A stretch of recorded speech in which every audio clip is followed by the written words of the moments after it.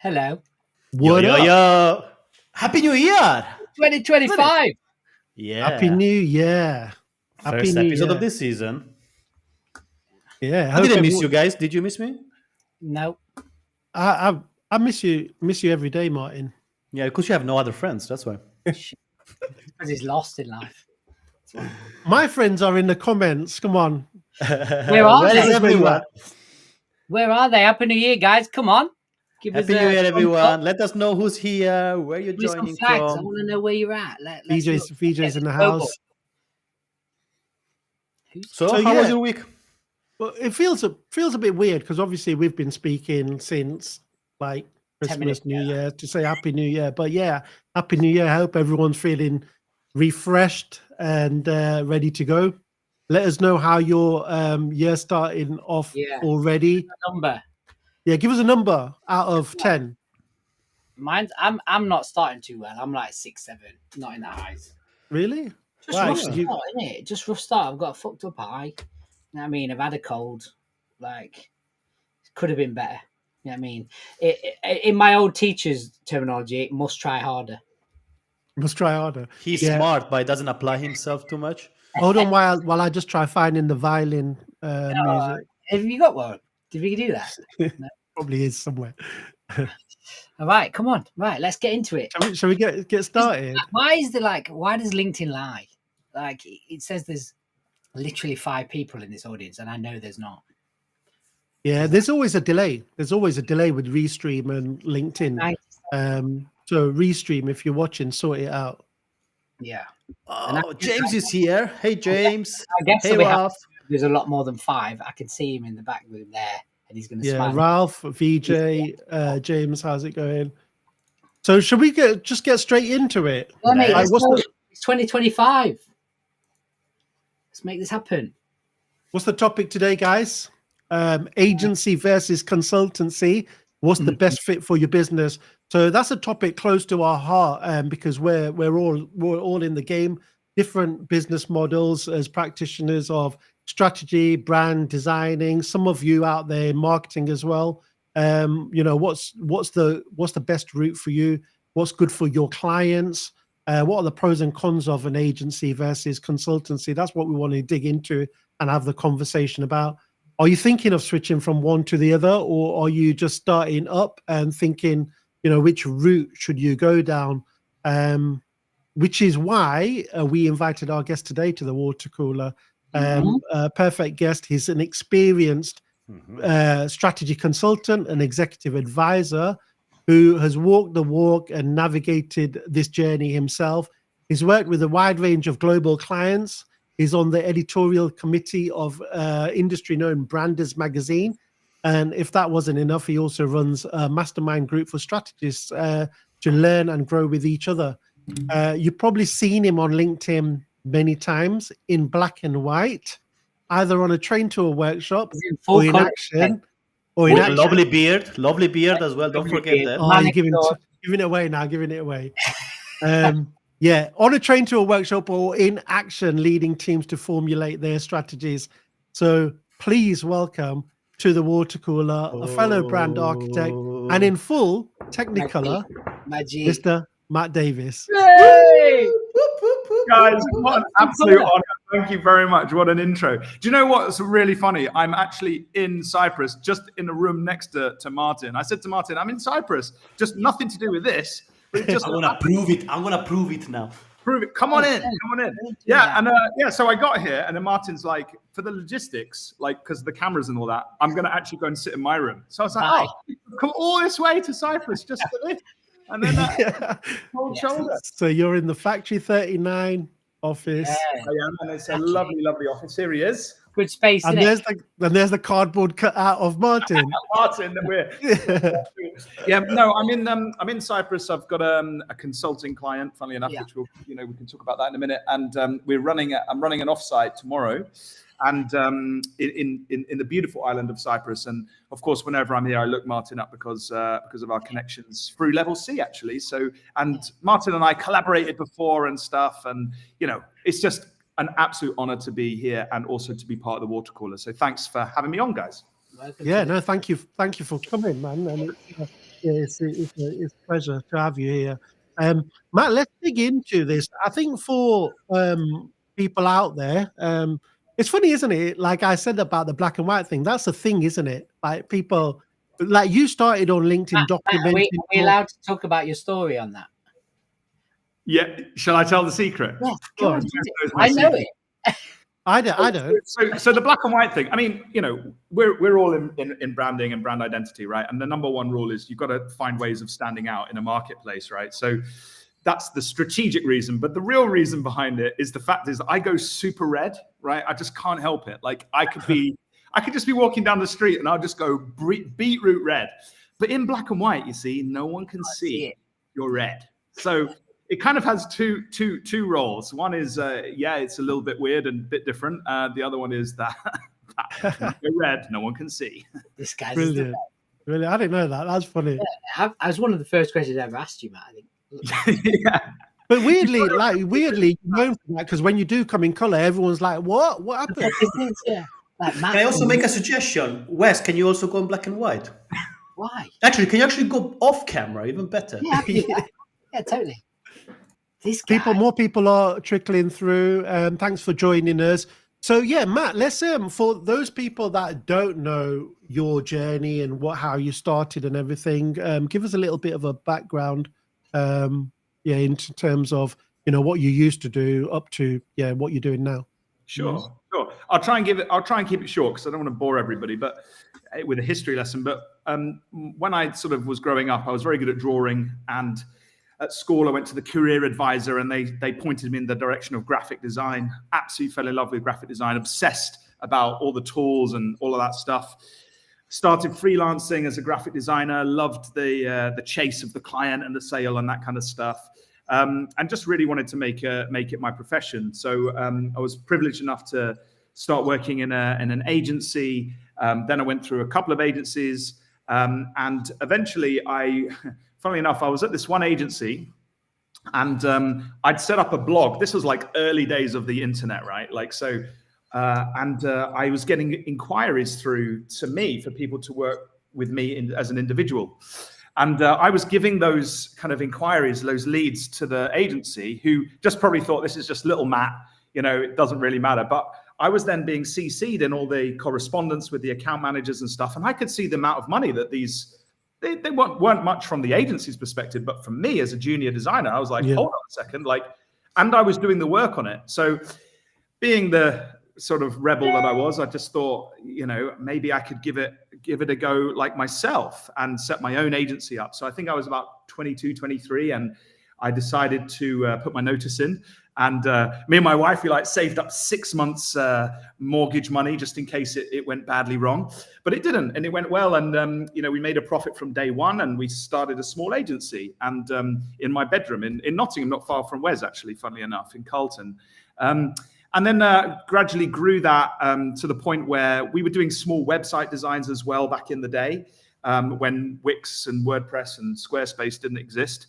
And so what happened was I hated coding. I could do a bit, but I hated it. So I hired a coder, and it was like weird having them around your house, right? Like that's really strange. So I started looking for an office. And so the story continues. We scaled. We grew to about 20 people, I think was our max.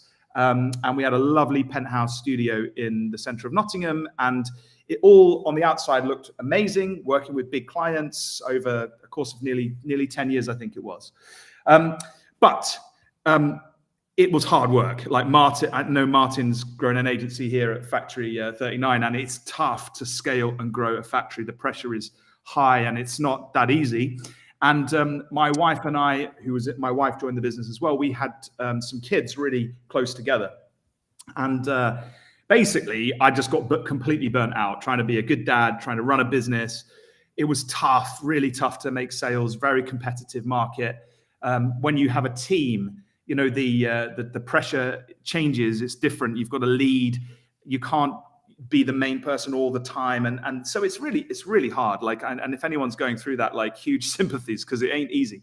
So what happened was my wife one day had this. I remember I got back from London, and basically completely exhausted, and she was also, you know, she was looking after the kids in the day and then doing work at night, and she was like, I can't do this anymore. Like, it's just an absolute nightmare. We had to do a VAT return. We had a problem with a member of staff. I just lost a pitch. It was just like, this is like end of the world kind of stuff. So a decision was made that it was time to get out, you know, and which is easier said than done. You can't just put your notice in when you run a company.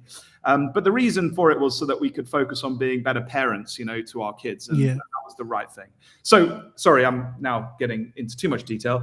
No, it's not too much detail at all. I'm enjoying this. So this like would obviously contribute to other people's decision in this scenario, this conundrum that you obviously discussed just. Yeah, because there's more important things in life. Like, I was always brought up with, you know, family being like a really key thing, like that I should focus on. And, you know, I think I realized it was getting too much with the business as well. So it was a hard, you know, I built this business over 10 years. It was my baby. I had staff and all sorts, but it was time to get out. Anyway, cut a long story short, we found a local agency, a much bigger digital marketing agency, who were interested in buying us.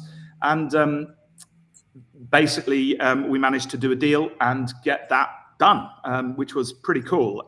Painful, massively painful for me. It was like, yeah, it was literally like murdering, I don't know, it's like a bit bittersweet moment, I would imagine. Yeah, it was. I would say it was more bitter than sweet, but in the back of my head, it's like, I'm doing it for the right reasons, right? I'm doing it for the right reasons. So did that. I joined that business. It was a lot bigger. They eventually asked me to join their leadership team after a few months, which I did. And then the same thing happened again, right? So like, I started getting pulled left, right, and center. I started running their team, their design team, which was a lot bigger. And yeah, I just started to feel burnt out again, only like 12 months after selling my company. But this time it was worse, because this time, right, I didn't own the company. So like, I was burning myself out for somebody else, and I wasn't seeing that, you know, the profits are obviously capped when you're employed. So I was like, right, something's got to give. And so I flipped the switch on LinkedIn to open to availability, open to whatever opportunities. And I was headhunted by a large fintech corporate that spanned in the UK. Well, they're American, but they span Nottingham and London, with head offices in both places. And they were looking for somebody to come in and basically set up an in-house agency for them to service their business. You know, creative agency basically. And I was like, whoa, because prior to that, you know, resources are always tough, right? You can only expand as fast as your client base allows, and revenue's always stressful when you're running an agency. Whereas this was like, here's your budgets, like budget planning. I was like, budget planning, like, this is cool. You mean I've got a guaranteed budget? Yeah. It's like, wow. The coffee was good. I had an amazing team. We built that out. We started doing loads of work. And then for unknown reasons, you know, basically I was offered a get out from that. So again, I'm not sure what the reasons were for that. So I took a redundancy, as happens sometimes in corporate life. Yeah. And then I was kind of like on my own. And I was like, I'm back again. Like, I was like, what on earth am I supposed to do now? Like, I've done all of that stuff. It's been a roller coaster ride. I've seen a lot of things, but what do I do? And there was some opportunities to consult with some business owners that I had, you know, picked up from my network. And I thought, what's this what does it mean to be a consultant, right? Like, I thought consultants were like old, wizened, sort of Yoda sort of type characters. And I didn't see myself like that. I was Matt the designer, Matt the cool, like creative guy. And now I'm being asked to consult for a business. So that then took me in a different trajectory. I went to my wife and I said, I'm thinking of restarting a business. And a couple of small details, but they're important. And sorry if I'm rabbiting on, but when I sold my business, there was a clause in the contract which basically said I couldn't set up another competing business within, I think it was like 3 years. Yeah, non-compete. Yeah. Non-compete clause, right? And even though I got legal counsel on it, and they said basically it probably wouldn't be something that legally could withstand. It's hard to reinforce, isn't it? Yeah, for sure. I kind of still felt a little bit like if I set up another design agency, which would have been my instinctive thing to do, it kind of felt a bit wrong because of the agreement that I had. So, but I looked back at my career and I thought, where was I at my best? Like, it was when I was actually in rooms, like giving advice, running workshops, really getting to know the leader of the organization and really kind of understanding them as a person as well as their business challenge. So more of an advisor role. So I thought, I wonder if I could become more of like a consultant advisor and really set the business up on the strategy side. No design work, no creative, just strategic input. And I thought, okay, I'll give this a whirl. So I went to my wife and I said, love, I'm going to start again. She's like, no, we got out of all of that. I said, love, one rule, I'm not going to employ anybody. So on the proviso that I don't employ anybody, I got the green light from the boss. And and so I started out again. And so obviously that's then brought me into the consulting arena. And it's a completely different model, which perhaps we can get into in a minute, but I will pause for breath. Yeah. How long ago was that, by the way? Not long ago. I think I'm now in my 6th or 7th year of consulting, actually. I think I sold my company in 2016. And then, so getting old now. Like, I love how you introduced me as like somebody who's really old or something else. I'm that guy. Yeah, now. you're a couple of years from that Yoda figure, isn't it?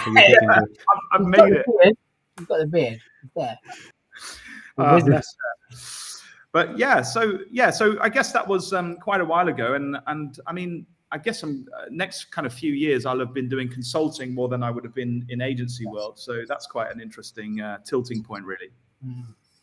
So what was the biggest change that you felt like in I suppose the positive side of doing the consultancy on your own? You've obviously highlighted some of the stresses of owning an agency, and but like was it immediately a positive thing, or was it like this is scary on my own? I had a similar question, like just to reframe that a bit, like how did life change after that?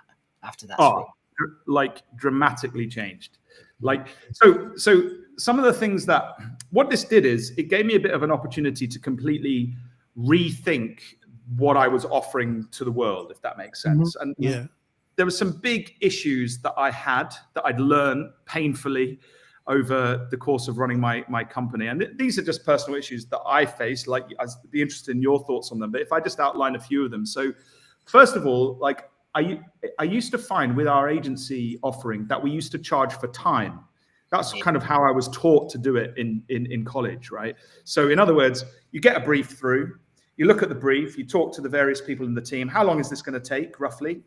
You put the time down, and then you charge an hourly rate. No one knows why that's the hourly rate, but that's the hourly rate you think you can get away with, so that's what you charge, right? Yeah. And that's fine. But the issue is that the client never looks at all the time. They just kind of scan right down to the bottom, and they look at what's the overall fee for this project of mine? £5,000. That's what I expect it to be. So even though, so that was one thing. But what you find is that in certain projects, and you guys all know this from a design perspective, from certain projects, what will happen is the client won't be happy with the creative work that's produced. And so then the design team usually have to spend more time on it than was originally quoted. And so you do that, and there might be back and forth. And sometimes the design team would be like, we've hit this brief absolutely smack on. And the client would be like, I don't care whether you think that. I'm not happy about it. Like, I want it to be like this. And sometimes I don't know what I don't like until I see it, right? And then you're like, yeah, but then you're like, so at a certain point, you're like, okay, we can't do any more extra amends now. We need to start charging for this. And that was causing a lot of headache, with our business. So I could see a lot of kind of issues with this charging for time dynamic, right? The client didn't care about the time. They cared about the outcome. Yeah. Whereas me as an agency cared. So that was one huge issue. Shall I pause there? See what your guys, I'd love to hear. Do you have that? No, carry on, I think. Unless, did you have a question, Martin? Is it It's about something else. I think let's go with this. Yeah. Carry on this. Okay. So that was like, I would say, one of the biggest issues. The other issue was that everything was very project based, right? There was no long-term commitments from the clients. I did get a few, like from some retail stores and stuff that wanted to seasonal updates and stuff, and menus in restaurants that constantly needed changing, but really hard to sell and not high value enough to kind of keep things going. So what would happen is you'd be feast and famine. You get amazing projects and you'd be super busy, and so you'd be stressed because you're mad busy, and then you'd be really stressed because you've got no work. It's like there was no in between. So you can see why I got completely burnt out. It was incredibly difficult. And when you've got a team and overheads, that's where it's not funny anymore, right? Because people have got to pay mortgages, they've got families and stuff. So you can't mess around with stuff like that. So yeah, that was stressful. So project work, huge pressure to continually sell, right? Which was difficult in a competitive market. And then I think the other thing that I wanted to sort of mention was, this is just my view anyway, and maybe this is really relevant for a lot of designers out there, and I'd love to hear what your thoughts are on it. But this idea of commoditization, I saw it, when I was running my agency way back when, because what we used to do is create websites. We used to code websites by hand. So I never used to do that. I used to design, but those were the days when HTML, CSS, all of that good stuff. And then you started to see WordPress come on the scene, then players like Wix, Squarespace. And what that was doing was, if you think of the market was like this, we used to be at the bottom, little agency, boutique agency doing little websites, but now people could do it themselves a little bit. So the bottom of the industry started dropping off. So it's harder and harder and harder to make money. And I see the same thing happening potentially with AI, a lot. I'm not talking about the big brands. Of course, they will always want creatives and they always need somebody super sharp to do something different. But if you're just a startup or something, you're not going to invest £10,000 if you could just go to an AI and say, create me a batch of logos and whatever. So I see that happening continually, this kind of commoditization of what we're doing. And it's just the reality of life that I think we have to kind of get used to, that technology is eating our breakfast, basically. So that was another issue. And then all of that wrapped together, I found it very hard to scale. And I'd never found because you've got no revenue easily coming in, you can't guarantee what 3 months is going to look like down the line. Really hard to scale a business like that. Maybe I was doing it all wrong. Possibly. Did you have the desire to scale? I think I had the desire to be stable, right? Like that's was the desire. I don't think I wanted to necessarily have like a 800-person agency across the globe. I just wanted to be stable, like, and have a guaranteed income, and go home at 5 o'clock. That was literally the dream, but it's so hard to do. So to follow on to that, before Martin comes in, taking profit and money out of the equation, what was the most valuable thing you got back besides time? Well, I think the work itself, like, there's something, you all know this, that, client comes to you with a communication problem, you come up with an amazing creative idea, and that you see it out in the wild. Like, I think it was always my dream to have a design on a billboard, and I kind of achieved that in my final year of business. So I was really happy. I was doing some work for the council and it went up around Nottingham, and I was like, yes. But it's like that kind of work, the impact you can have is seen by everybody. So you can't hide with it. It's either good work or not. So my question was like the value that you got once you made that leap. Like what was the change? Yeah. What was the valuable thing there? That's what I mean. All right. So let's just unpick these again, right? So when I was on my own consulting, I did a lot of research and I came across, I'm going to name drop somebody. Is that okay, guys? Like, is it me? Yeah. So As long as it's not Wes, you can name drop anyone. I came across Wes and he solved all my problems. No, I came across a chap called Alan Weiss, spelled Weiss. And he wrote a book called $1 Million Consulting. And because I thought, well, hey, I'm being asked to be a consultant. Like, what does that even mean? And it literally blew my mind what he wrote. I mean, he's a bit old school. I love him to bits. I know him personally. I've been trained. I've been trained by him personally and mentored by him.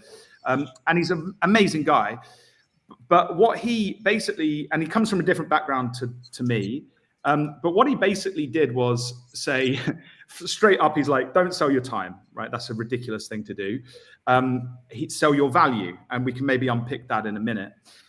He sort of gave a bit of a different model whereby you were providing kind of, well, I adapted some of his teachings basically to my situation, but I now sell more retainer-based models over 6-month contracts, which obviously gives me a lot of stability. So if I can have 5 or 6 clients all retaining me, if one drops off, as naturally happens, you know, I'm still stable. I'm not super stressed finding the next one and the next one. You still got to do sales. Anyone running a business has got to be in the marketing game, but I don't have that same pressure. I can also earn quite decent money, and I don't have to hire anyone else to help me do it. I'm literally selling my brain, my advice. So this is the point I want to come across. So it obviously the model matters depending what you're offering, right? Because I've had an agency that started with a small team, had permanent staff, then it turned into a collective, and they were all independent contractors. But having a team, I think, is a powerful thing. Like, look at Martin and Factory 39. Yeah. Like, people go to him because they want the full start to finish execution, and that's all right, I guess, if you want to just do one part of it and then pass on the rest or collaborate with others to do the rest. But if you've got the desire to see something from start to finish execution, then I'm thinking maybe the agency model is the right way. What's your thoughts? Yeah, sure. I think it depends. Let's take a step back for a second, right? Because it depends what it is you're offering and where your skill set lies. You see, I guess, so I'm gonna compare two things, and I don't want to, don't take this the wrong way, anyone listening in, right? But I think that we get paid for offering value to the market. Okay, so the question is what is our value? Mm-hmm. So one, you if you're a designer, it's very execution based, because what somebody sees is I want a new logo or a brand identity kit. So the person buying thinks that that's what they're buying. Whereas if you sell yourself as a consultant, you're selling advice and you're selling a process and thinking, which is very different. So the way I see it is you either sell yourself as a pair of hands, look, I can make stuff for you, or you sell yourself as a brain, if you like. I'm not being derogative, like brains obviously exist everywhere, but you sell yourself as a thinker, as someone that's going to come in and unearth problems that the client really might not know at the very beginning. And there's a big difference between those two things. So agencies, I find, and I still work with agencies all over the world at the moment. What I find though is that they're obviously being approached by clients to deliver some form of communications at the end of whatever that is. That's fine, and there's nothing wrong with that, and that's absolutely fair. But when you're a consultant, you don't necessarily have to deliver that. It might not, for some clients, and I'm sure we've all been in projects, not that you would admit it, but where you kind of think this is probably not necessary for the client in order to solve their problem, to do this kind of creative execution. If they address this, and this in their business, they could probably achieve what they needed to do in a different way. And I think that's I guess what I'm saying is that I've got more flexibility to advise and solve problems without having to worry about driving the client towards an execution. And that's different. There's a difference there. Yeah. And I'll go back to Martin as an example, actually, and maybe Martin is a unique exception as well. But the way he's positioned himself, because I've seen him and his company work, quite different in that they've got, two separate sides. You've got the development side and the coders, and you've got the design department, and Martin heads the strategy. But even the designers, the way I see Martin mentor his team, they are thinking and processing things like strategists. And I think that's the beauty. Like if an agency can do that, that's a powerful offering, right? And I don't think there's a right or wrong answer here, by the way. No, like absolutely not. it's whatever suits you and what suits your client. Yeah, and what's right for your client as well, right? I think ultimately it's an ethical responsibility to give your client only what he needs without force feeding solution that he does not need. And I think it gets to the ethicality. I think we are lucky enough to be in a position where we can say no to clients, where we can say, hey, we are not the right fit, and always the first thing we will try to do personally. And whether I'm going to go into consulting, or if I were a consultant or an agency, will be to understand if we are the best fit for each other, and not being in a situation of panic and having to take every project. I think that's the difference. And Matt, I wanted to ask you something regarding your story. So is there something you miss about agency life? Yeah, sometimes it's, it's having a team is nice, right? You've got a bit of banter in the office. You kind of got a camaraderie. You don't have to face things alone, which you have to do when you're on your own, right? Tough things, always challenges come up, and I can talk to my wife about it, but she's not in the business. She doesn't know the situation, and I can talk to other mentors and stuff. But again, they're removed from the context of the situation. They're not invested in it. So when you have a team, everybody's in, right? Everybody's together, and like if something goes wrong, like it affects everybody. So they're all switched on to solve it, or ideally they are. So I think I miss a little bit of that, but then at the same time, I'm a bit of a lone wolf as well. So like I can kind of cope with that. Like, but some people wouldn't be able to. And Matt, exactly.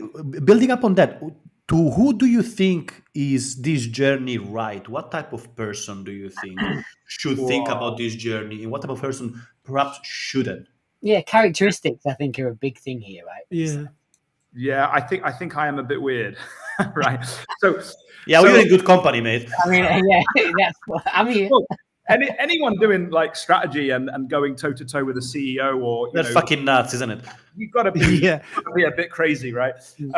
Well, the thing is like so I think you need some experience, right? So I wouldn't, if you were just starting out in your career, like you'd be like, hi, here's Jimmy, he's 15 and he's my business consultant. It's like, no, man. Jimmy's done 100%. Absolutely nothing in his life. He has no life experience. You need to learn in the University of Life, being an entrepreneur or being around entrepreneurs or starting businesses yourself. Or like when I was growing my agency, I would run loads of workshops and see inside lots of different businesses.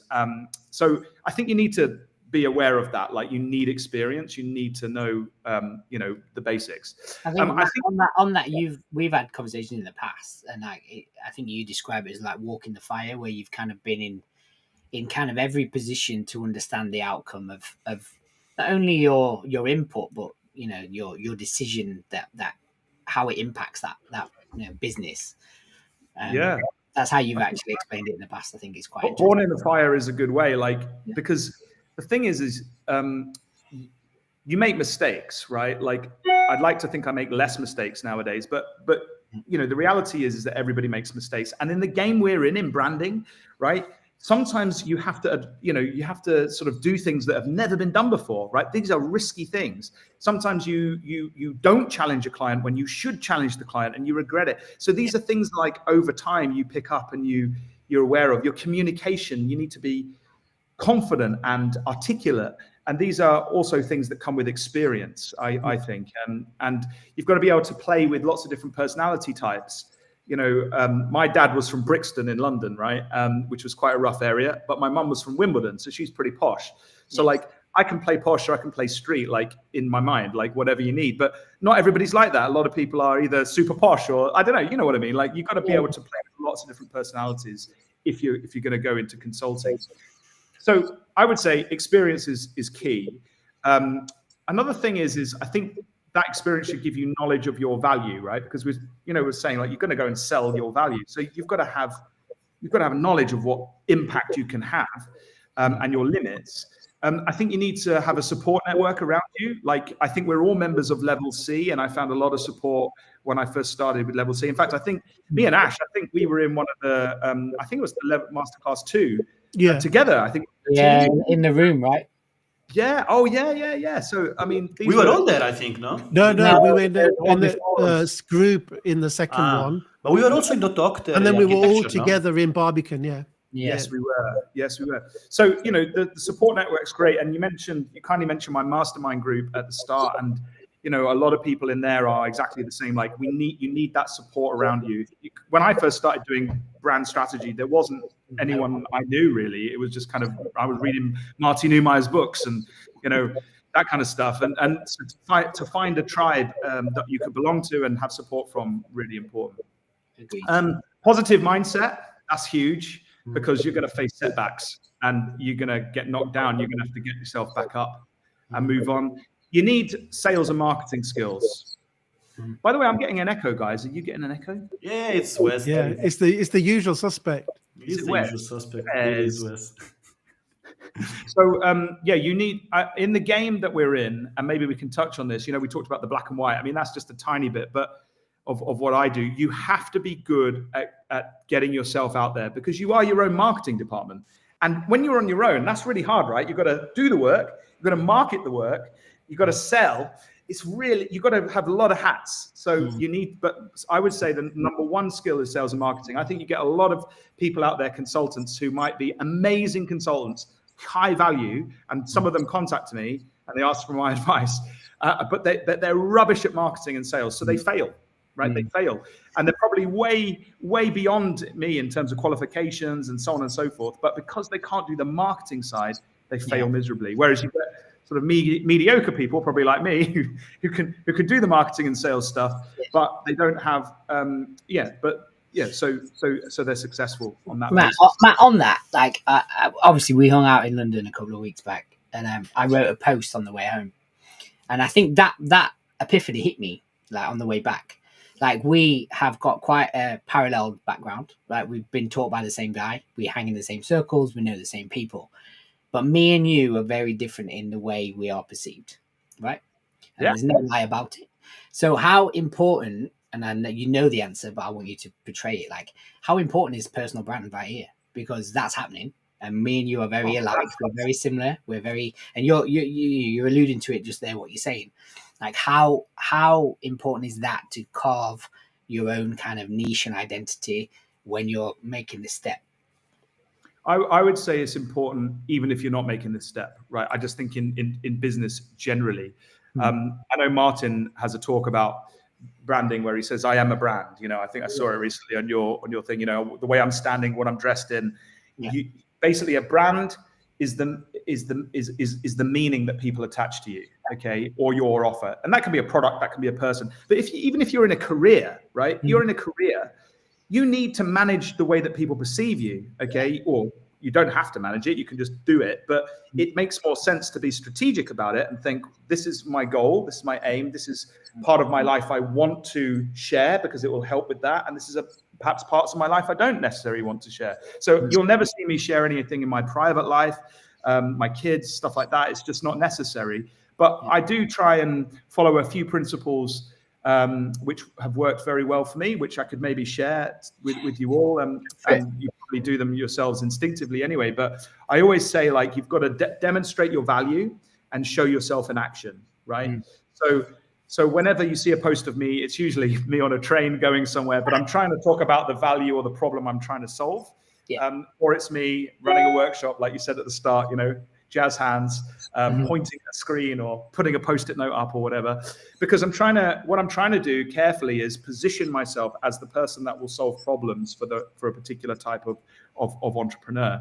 And that's kind of really key to, I would say, my success. And if you're not doing that, then, or you're not managing your meaning very well, then it's gonna be like going uphill. It really is. When I ran my agency, I was always like, the work will do the talking, right? So like, I didn't go in for interviews, PR. I didn't put myself up for awards. Nothing. I used to just think we're gonna do amazing work, and we'll make it. But then when I sold my agency and I went to work for the bigger one, there's a guy that ran that agency, and I remember being sat around a boardroom one time, and he was very different to me. He was very out there with PR and very kind of pushing that side of things. And I remember there was an award ceremony coming up, and he couldn't make it because he had family commitment, something. So he said, Matt, you're good at gabbling on. Like, why don't you go and take the award for the agency and say some nice words? And I was like, oh, it's really not me, mate. Like, it's not something that I would, I'd be good at doing and stuff. And I said, it actually feels a little bit arrogant, right? And I remember afterwards, he called me into the room. He's like, you're arrogant. Like, you just expect the phone to ring and without you putting any effort in or risking, your opinion or your, putting yourself out there. The reality is that, the people putting themselves out there, they're risking everything and they're showing the world what they can do. If the world doesn't want that, then the world won't come calling, right? Yeah. So that's fair enough, but you've got to put yourself out there. So we're going to do a little bit of a rewind there in terms of when you were talking about your transitioning to consulting. What we like to do is try getting people involved as well with questions. So anyone, if you have questions for Matt, dump them in the comment and we'll show them up, flash them up on the screen. So Ian's got a question here, Matt. If you could have done something different when transitioning to primarily consulting, what would have that been? Interesting. I saw that. Yeah, it's really hard, isn't it? Hi, Ian, by the way. I know Ian. He's in my mastermind. He's a good guy. I hope you're well, mate. Yeah, really good question. Would I have done anything differently when transitioning? I think, I'll tell you what happened with me was I sort of made a jump because basically I was made redundant at my at the corporate job that I was in. So I didn't really plan it. It kind of just happened. I think it would have been nicer to plan it a little bit more and to have warmed up my network beforehand, if you like, because it was quite a sudden I've got to rethink everything, now, and that wasn't easy. So I think, planning it would be good. And if you're in a position where you decide, I want to move more away from execution, more into strategy, more into consulting, then, you can do that gradually, I think would be a smart idea rather than just throwing yourself in the deep end and hoping for the best, because it's hard to get going. It's really So here's just off on that. Did you ever think about collaboration, like collaborating with others, but not as a permanent, incorporated company, just working with others, so that Hollywood model that we talk about? Yeah, a bit like my model, Matt. Like just bringing people. Yeah, I do, and I do that, Ash. I think so yes, collaboration is the future. Like Hollywood model, Hollywood brings people together who are brilliant for that project and then disbands them, right? That is basically the I think the future of the gig economy. And I think that has huge benefits for clients. Obviously, not everybody can be on their own, though. It's tough. And when you've got that model, it's hard to find perhaps reliable people. And when I say reliable, they might be as an individual reliable, but when you're on your own, you obviously, will you be doing that for another 4 years, 5 years? It's difficult, to always know. Whereas if you've got someone in a team or a team of people, you kind of pretty much know that they're going to be chugging along there for the foreseeable. But yeah, so I do. And I think so what I do when I go into a client, I'm basically talking to people about a problem. And usually the problem that I'm solving, I'm selling strategy and brand strategy, but really the problem I'm solving is team alignment issues, right? They see an opportunity. I work with maverick CEOs. They see an opportunity, they turn behind them, and their team are all like fighting and pulling in different directions. And they need somebody else to come in, help them collaboratively bring all of those minds together and work out where is the opportunity for the future? What's that vision looking like? And not do that in a sort of we're going here, you better get in line, you scum, kind of thing, but a kind of a very friendly, collaborative way where everybody's brains are pooled to get to the best result, and then to align the whole organization around that vision for the future that will outmaneuver the competition. Yeah. I like that, Matt. Like we were just on a call this morning saying the same thing. Like they're bought in, they're in the room, they've signed the contract, the proposal's agreed, and the last call before the workshop is more like that. Like, you're going to realize right now that the most valuable word to your business is alignment, and I actually started using my Zoom frame as a metaphor. And I was like, I always say to my clients, like, if we're in a vacuum and we're trying to push through this airlock and there's only 3 or 4 of us trying to push, we're not going to break it. But if you've got the whole business behind you pushing that, we're going to grow, we're going to scale, we're going to move, you know. That's literally what I'm doing tomorrow, like here in Cyprus. Like we've done the strategy with the leadership team. They're all super thrilled and excited. Tomorrow, we're bringing all of their team together for an offsite. We're going to run workshops. We're going to get ideas from them to really kind of build something going forwards. Exactly. And I think, again, just going back to agency versus consultancy, that's one of the things that I really love. Like, I don't actually, this probably sounds a bit ridiculous, right? But I don't actually sell deliverable outcomes to anything, because at the start of the project, I don't really know where it's going to go. Okay, so what I sell is the process, and I do sell I sell an outcome in terms of like, we're going to have a vision for the future, but I don't know what that vision is going to feel like until I've done. So classic consulting model, you rather than taking a brief and executing it like a pair of hands, if you're a brain, it's your job to really kind of not just take everything on face value. So as a consultant, my job is to solve the problem, but first of all, I have to make sure we're solving the right problem. Cool. So what I do is I say to, Maverick CEO, whatever his name is, Larry, let's call him Larry. I always go to Larry. Right, Larry, I know you've said that you've got this problem X, Y, and Z, and you think it's for these reasons because we've done that in the sales process. I'm going to go check that out. So I'm going to go talk to your customers. I'm going to go talk to your staff. I'm going to do a staff survey. I'm going to do a customer survey, and we're going to really understand this. I'm going to go look at all your competitors. I might even go talk to some competitors. I'm going to really obsess about your category and understand what is going on with your business, your category, and your customers and your people. And then I can verify you've got this, problem and the causes of it, or we can see if there's something else deeper that we're not looking at. So that's kind of a consultancy approach. It's like a doctor. You don't just go, oh, Larry, you think you've got a broken leg, here's a plaster cast. You say, oh, Larry, let's go x-ray that and check that that's the real problem. And then from there, you can go into more of a sort of a strategic definition of the strategy that you now need to take the business, on to solve those problems. And that's what I love about consulting. It's not as restrictive to a delivery of something at a set time, like a marketing thing. And we all would argue brand sits above marketing, right? It sits at a strategic level in the business. So if you can do that consultancy wise, and I think you're onto a really good thing to solve bigger problems, deliver bigger value, get paid more. We've got a couple more questions here in the audience, and we might have to go back to what you were saying as well. So bear with us, Matt. One from Ralph. Can you talk a bit more about details on value selling model, retainers, and all? Yeah, you mentioned that in mice, but can you dig into that a bit more? Yeah. I mean, I've adapted what Alan says. Okay, a little bit. So I'll tell you what Alan says first, and this is what got me onto it, and then I'll explain how I sort of adapted it. So basically, the concept of value-based billing is very simply is that you, in the sales process, you try and get the customer to think about the problem that they've got and the value that has if we solve that problem. So, for example, let's imagine okay, we want to go into America next year. We're not quite sure the process and the steps. Okay, well, if you go into America, what ideally would the growth projection look like? Or be X amount, or maybe you've got a churn rate of customers, or maybe you've got a churn rate of employees or something. And so when there's a problem in the business, you can try and get them to put a monetary value to it. That's the basics of what Alan Weiss sort of says. And then what you try and do is say, okay, that's going to be, £5 million that hopefully we'll solve. Is it? Yes. I'm going to charge you a fraction of that to get to that value. Yeah. So that's kind of the approach. And I tried that quite a bit, and with some success and some not success.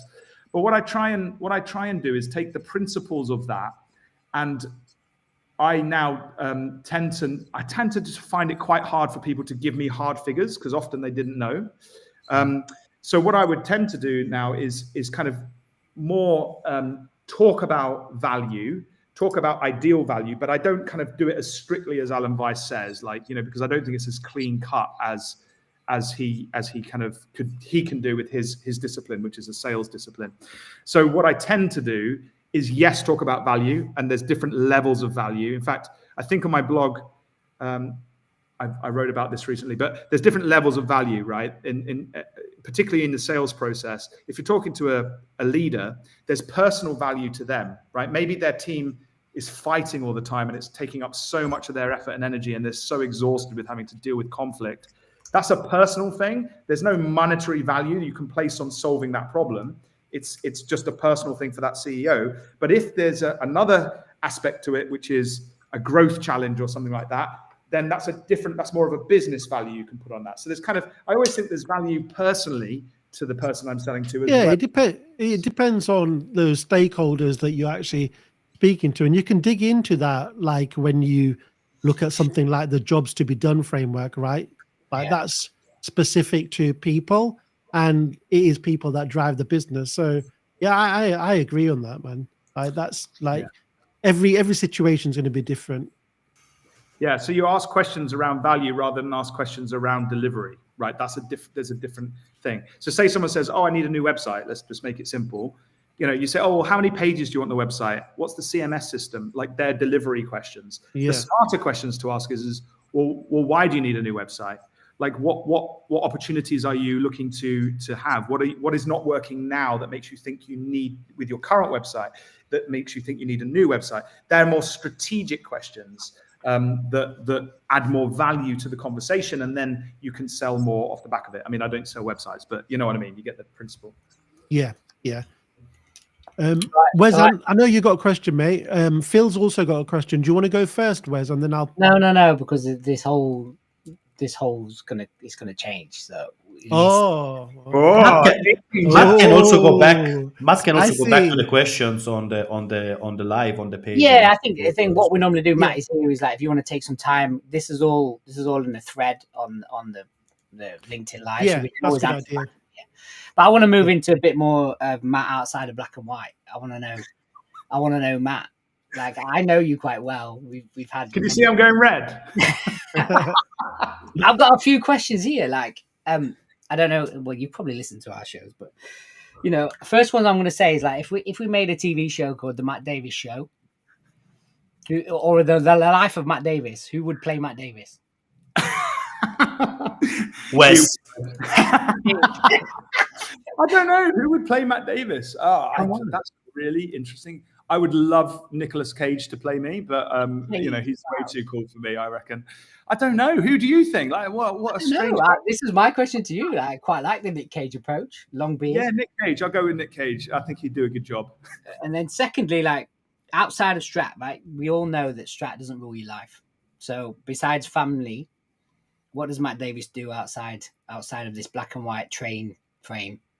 Yeah. So I'm quite religious, so I'm involved a lot in my church. I'm fascinated by the Bible. Like I just find the Bible a really interesting book. If you've never read it, my advice is read it. Even if you're skeptical of it, that's absolutely fine. But like I find it super interesting. Anyway, we can talk about that another time. Often I mention that and everyone just glazes over and goes, man, I remember our conversation. I like this side of people that we don't often get to see. I'm a stories person. I know your audience won't know this about you, which is why I like to ask it. Yeah. No, cool. Yeah, so I'm very involved in my faith community, and that family is huge for me. Like my kids, my wife's elderly parents, my parents, they mean the world to me. So that's kind of mainly it. I love to travel. Like I'm here in Cyprus, so the consultancy strand has enabled me to go all around. I've been all around Europe last year, and looks like I'm going to a few interesting places this year. So that's always nice, as long as it's balanced with the family stuff. So I don't know what else. That probably sounds really dull and boring, to be honest. A bit of football. I'm a Crystal Palace fan.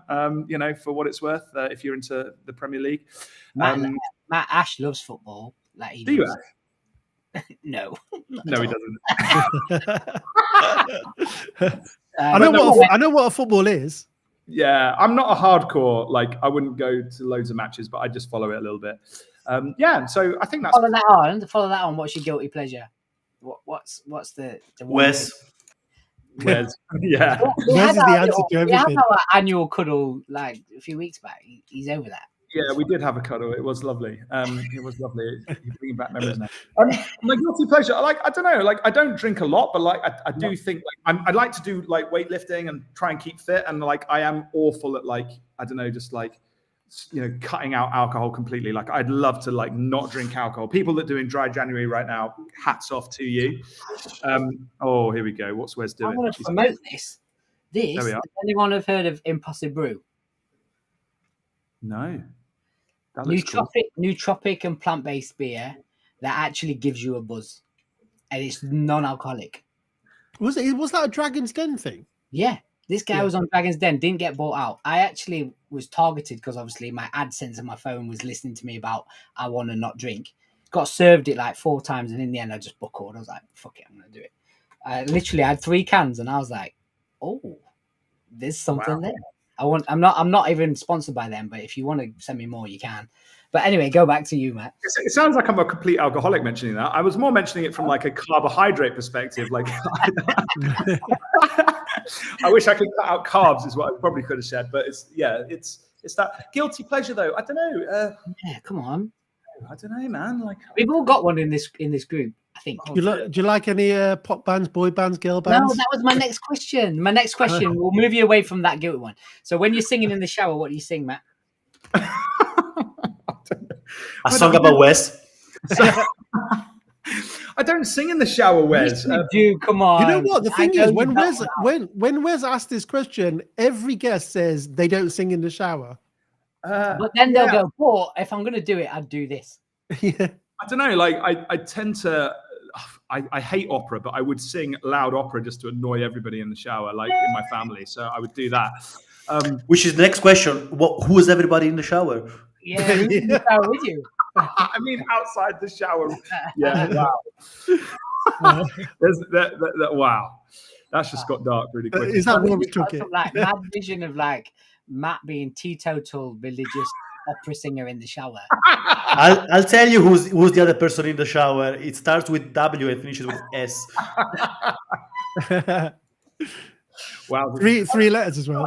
I quite like I quite like lounge music, which sounds really dull, but I can work to lounge, and drum and bass. Bizarrely, I can work. Oh, I love drum and bass. Yeah, I can really. My wife thinks I'm really weird. It's basically the only type of music that helps my brain focus, which is insane, right? Because it's So, Johnny P in the group right here, because in the chat, because he would have loved to hear that drum and bass garage. It makes me tick, man. I grew up in Croydon, mate. So and then you moved to Nottingham, which is a massive music movement. There we go. And now I'm in South Wales, and which is a long way away from that. Did you go to Fabrics a lot? No, well, it was before. I moved out of London, and and then I got married, so I missed the whole. Missed that scene, yeah. Yeah, not my thing. So there we are. But yeah, how about you, Ash? Music wise, or sing in the shower? Both. Or guilty pleasure. I don't sing in the shower, but I do sing in the car. You bollocks, man! I've heard I sing in the car. You barely know how to go from A to B in the car, and then you're getting even more distracted by singing, man. That's why I always miss my turnings, because I'm so into my song. Just goes in circles. I was singing Marvin Gaye. Today. Just go round. You were singing Marvin Gaye. Yeah, what's going on? Yeah, or was it Where Am I Going? Yeah, or it was around the world, around the world. Listen, guys, we're coming up to the hour. I want a different question. Wait. Go on then, Wes, you go. No, you've closed. It's fine. No, because I was going to say, is there anything that you're doing you want to shine a light on with, you're the mastermind? That's for later. I think Wes has another one. Wait, that's coming. You've been away for 2 weeks. You don't know the flow. Come on, bro. Oh yeah. This is the question that Ash rates. No, I'm not saying that anymore because you told me off. Quote. Don't keep saying this because you make me look like an idiot. So I'm not going to say it anymore. If you've got a question for us, you didn't have to say that either. I'm not going to say it after this episode. No more. I've reframed the whole question. Have you got a question for us, Matt? Because we know actually, to ask them. Well, basically, so obviously I know you guys from the Level C stuff, and I see what you've done with Wham, and super impressive. And I just wanted to ask, how you kind of find that, because I guess my question is, how do you sell that? Like, how does that work? Because I think it's like you mentioned a collective earlier, Ash, and obviously like you've all got very strong personal brands. So if like, I don't know, I'm looking at Ash and I'm like, I want Ash, then how do you get the others involved, and what benefit does that have, you know, do you think, for clients? I'd be just interested in that. I really I do things that I enjoy, and I enjoy working collaboratively. So when I speak to a lead or speak to someone that needs to solve a problem, and I know that we can solve a problem through brand strategy in some way, then I would push for that collaborative setup. And the way I sell it is that, look, I can come in, and it depends on budgets as well, right? But what I will say is that, you know, you can have three of us on the same problem, challenging you in different ways, and that, and you know, you're going to get the most out of it. So, and it mainly, like, going back to what I said, it's because I enjoy it. I enjoy working collaboratively. There's other things that I'll do on my own with the personal brand stuff, but yeah, when it comes to the companies and startups, I will push for that. Yeah, and it's a question of biases as well, because I think one of the most important rules that we learn by working together, that when you work alone, the best strategy is always yours. But when you work in three, you have three people you can jump things off and challenge it. Like we fight a lot about how and what's coming along, and usually the truth sits in the middle, and that's mega powerful. And our equation is 1 + 1 + 1 = 33. Like, if I could, I would always work with these guys, but there's only as much as I can handle, Wes. So I need to get it in small doses. Yeah, that's the hardest part. But I bring the best out in you guys. Like, we all know this. So I don't know why you bring the best out of everyone, Wes. Yeah, he does. Honestly, he does. He's the social bunny. Yeah, there's different dynamics as well. You know, you bring something different to the table, and that's enjoyable. And I think the other interesting aspect that probably no one's ever seen, because they've never been in rooms, is like this relationship, this dynamic that you see right here happens in front of the client and away from it. And you only have a certain client that's going to be accepting and appreciative of that.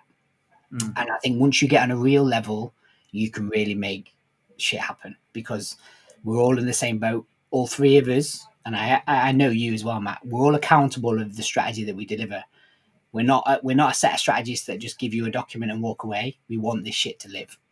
And because you've got three people trying to keep that thing alive, you know, you seem to get a lot more done, and a lot more appreciation and respect. You know, we joke around a lot, but we're actually, you lift the hood and we're serious as shit, you know, and I think that's the big thing. I think life is too short as well to not make work fun. I think as well. I think that's something that all of us, I think, believe into. It has to be enjoyable. What does he speak of fun? This is outrageous. No, I completely agree. Like, fun is everything. I bring that to my accounts all the time. And, you know, relationships, people buy people, they buy personality. All day. That's all part of the value, right? We're talking about personal branding. And we're so keen to dumb that side of, you know, and naturally speaking, dumb that side of things down. But you know, it is really part of the service. And I think trust is huge, right? Like, massively. No, you're right. And we are told at school to conform and get fit in a specific box, which has been drafted by the teacher, which has been drafted by the headmaster, which has been drafted by the governmental, plan for education. And it takes a really long time to actually get out of that box and understand that personal brand is about personal and branding it and making it available, authenticity. But yeah, you're right. Like, it takes some time to get out of that, but once you are out of there, you will realize that people do buy people. B2B or B2C doesn't matter. It's always a relationship after all. You've got to know your value, though, right? That's the thing. And you've got to know your audience. Like, as Ash alluded to, how our trio works is when somebody brings somebody into the party, we've got to build that trust with that client first. And when we're ready, we introduce our mates, right? And then we bring our mates to the fold, and then they've got that trust there. And then we're like, okay, we believe in you, Wes. So whoever you're going to bring in is kosher. But then there's by the way, on that note as well, we had a recent another brand strategist come to us and say, do you want to collaborate on something, the three of you? So like you open yourself to more opportunities as well. So, and we're down for that. Like we'll collaborate with anyone, like, you know, as long as the job is right for us in terms of the type of work that we want to do, we'll be like, yeah, man, we're down. But going back lastly to your audience and your offer, Matt, just to close and full circle what we've just when you know you've hit it is when that CEO, like this is my personal experience. I brought these three guys into the room with me. I've landed the job, and the first thing they send me is a GIF of Ice Cube in my WhatsApp. Then they know you bought the brand, they bought into you, and they want to align to you. And when that happens, you know it's going to be it's magic. You know, a lot of my clients this year, they just quote me back, and I'm like, wow. because of the work on LinkedIn, right? So going back to what you were saying, Matt, like knowing your value and being out there, it massively helped. But anyway, Matt, we need to wrap it up. So yeah, it's been time, man. You guys need before the thanks. Going out before the thanks. Let us know what are you up to. If you got something to promote, if you got something to drop to the Watercooler community. What's going on in the Matt Davies bearded universe? Black and white world of Matt. Come on. Yeah. Okay. Well, there's a few things really. I'm obviously consulting all around the world this year. I'm hoping to keep that going, which is really exciting. So that's kind of my number one focus. But then outside of that, I've got my own podcast that hopefully I'm not going to get kicked off of this one for just mentioning, called Just Branding, which I do with it's a great podcast. No, but we're waiting for our invite. It's one of my favorite. It's one of my favorite podcasts on brand, by the way. That's very kind. That's very kind. Going on for many years. It's amazing. So we've got that, and we've got some huge names lined up for this season. I think it's season 6, so that's really, really great. I've got my mastermind. So if you are feeling lonely or looking to get more into the consulting and strategy space and are looking for some support and a community, then if you go to my website, mrmattdavies.me, you'll find some information on that. And Wes is in it, and it's not even a joke. Wes is in it. I'm in it. I'm in it. Time to time, though, don't I, Matt? Every now and again. It's tricky, isn't it? Time is always tricky, but yeah, I mean, we meet up every month. We get some great guests sometimes. We do niggle solver sessions where people share their business challenges and support. And then we pick on like big topics like, you know, how strategists are using AI and things like that. So it's kind of really, really cool. So, and even if you can't make the meetups, we have recordings that go up on the platform, so you can watch them later.